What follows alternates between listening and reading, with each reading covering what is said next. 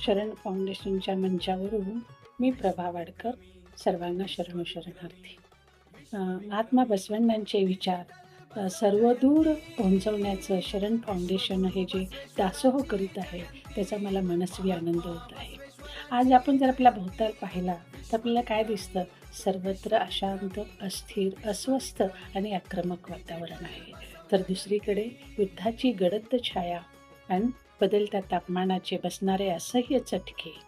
या पार्श्वभूमीवर विचार केल्यानंतर मला असं वाटतं की संयम, शांतता, सौहार्द, समर्पण, सहकार्य हे शब्द आपल्या शब्दकोशातून हद्दपार झाले आहेत का अशी शंका येते. आणि म्हणून बसवण्णांचे विचार आजही प्रासंगिक आणि मार्गदर्शक आहेत. बसवण्णा आपल्या एका वचनात म्हणतात, ऐकण्यात संयमशील व्हावे शरणाने, स्पर्श करण्यात संयमशील राहावे शरणाने, पाहण्यात संयमशील असावे शरणाने, बोलण्यात संयमशील व्हावे शरणाने, अंगण्यात संयमशील असावे शरणाने.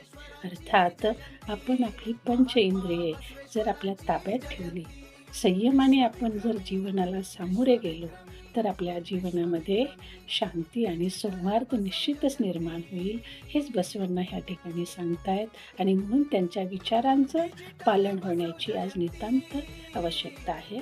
शरणार्थी. महात्मा बसवेश्वरांची जयंती विश्वविक्रमी.